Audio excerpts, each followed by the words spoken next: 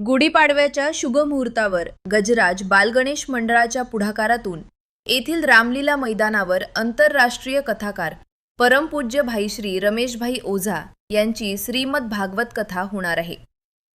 या भव्य मंडपात जवळपास 25 ते 30 हजार भाविक बसतील अशी आसन व्यवस्था केली जाणार असून संपूर्ण कथा स्थळी सीसीटीव्ही कॅमेऱ्याची करडी नजर राहणार असल्याची माहिती समितीचे पदाधिकारी पंकज अग्रवाल यांनी मंगळवारी झालेल्या पत्रकार परिषदेत दिली। येथील रामलीला मैदानावर मंगळवारी 17 मार्च रोजी श्रीमद भागवत कथेच्या अनुषंगाने पत्रकार परिषद घेण्यात आली। यावेळी ते बोलत होते। यावेळी उमेशजी दुबे, प्रफुल्ल दुबे, प्रवीणभाई दुबे, अमर शुक्ला, राकेश भट, नवीन दुबे आदींची उपस्थिती होती। अग्रवाल बोलताना पुढे म्हणाले, गुढीपाडव्याच्या शुभ मुहूर्तावर 19 ते 25 मार्च पर्यंत श्रीमद भागवत कथेचे आयोजन करण्यात आले असून यासाठी मुख्य यजमान म्हणून स्वर्गीय मखनलाल शंकरलाल गौड यांच्या स्मृतीप्रित्यर्थ नंदकिशोर शर्मा म्हाळसा पुरवाले हे राहणार असल्याचे सांगून गुरुवारी दुपारी 4 ते 7:30 या वेळेत श्रीमद भागवत कथेला सुरुवात होणार आहे।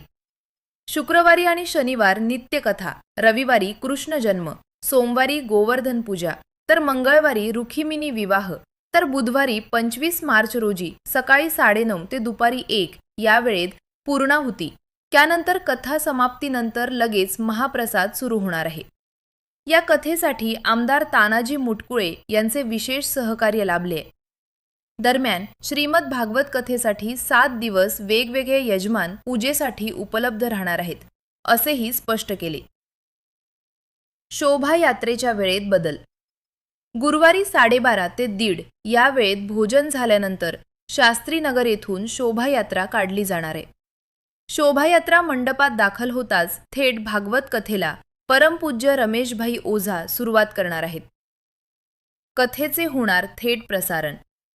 परमपूज्य रमेशभाई ओझा यांच्या मधुर वाणीतून 7 दिवस चालणाऱ्या श्रीमद भागवत कथेचे आस्था, धर्मसंदेश अशा विविध चॅनल माध्यमातून सरळ प्रसारण केले जाणार आहे।